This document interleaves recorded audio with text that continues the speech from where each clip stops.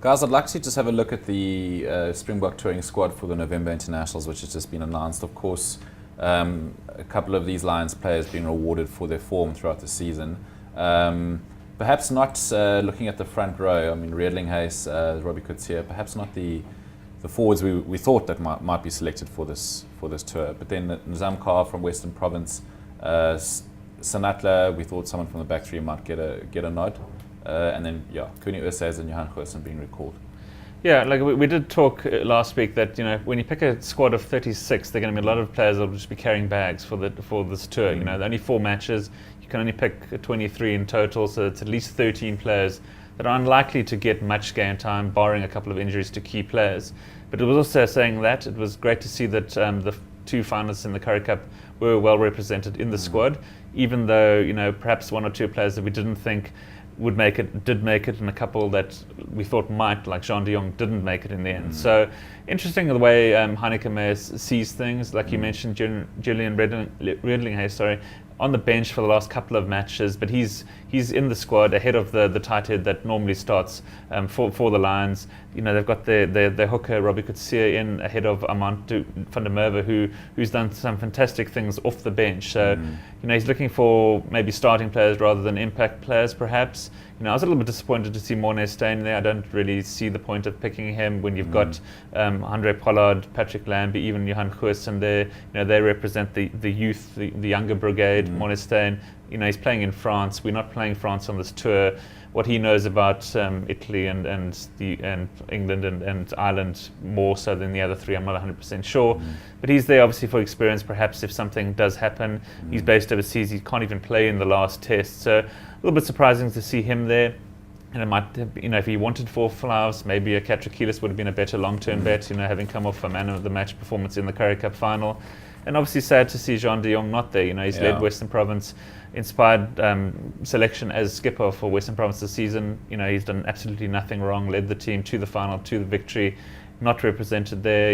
I think he would have made a nice pairing in midfield with maybe a Jean de Villiers, who he's played with before at the Stormers and Western Province. But not to be. But there's always going to be hard luck stories. Congratulations to those that did make it. And the tour kicks off Saturday week, and we can't wait to see what happens. Rob, of course, the nucleus, I guess, of the squad there. And a lot of the real stalwarts, Bucky Spuiter, Skalkberger, etc.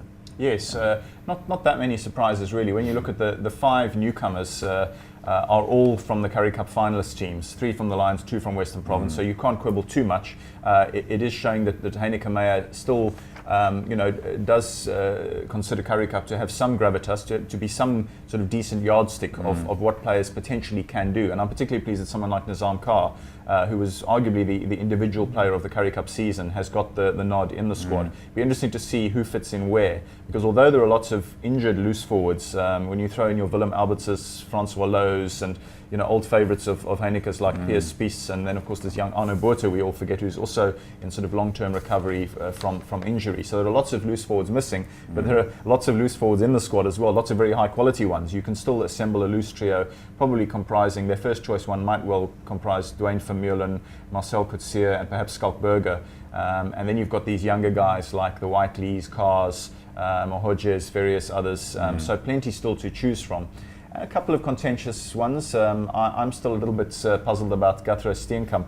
I would have thought he was perhaps falling into sort of deadwood status, but again, maybe his sort of experience of sort of Playing European Ireland. conditions was something that helped sway his selection. So I felt a bit sorry for someone like Schalk van der Merwe, the Lions loose head, who's been very destructive in the Currie Cup. Yeah. Didn't make it, but for some of these guys, hopefully their times will come. I don't think there's any reason to be too sort of critical of selections, and it's always an emotional subject. We always get very sort of provincialist and passionate in our thinking, and at the end of the day, there's enough experience in that squad for the Boks to still do well on this tour.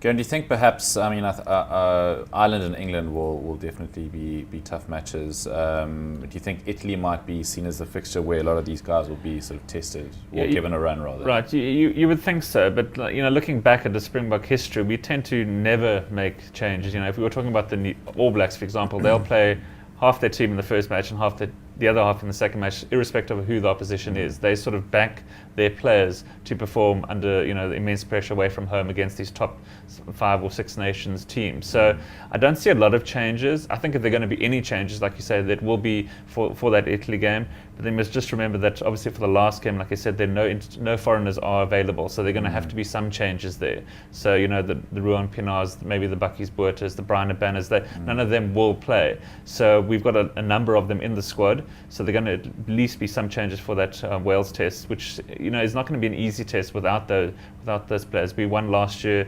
in Cardiff, but it was down to a contentious try, which shouldn't have been allowed in the end, and they only won by, I think it was less than a converted try in the end. So not going to be easy the last 2 games. England game, obviously the big game that everyone's looking forward to. England team looks pretty formidable, or their squad at least. So they'll be like already looking forward to next year's World Cup, as a yardstick to see how they stack up against the might of the Southern Hemisphere. So fantastic tour, looks great on paper.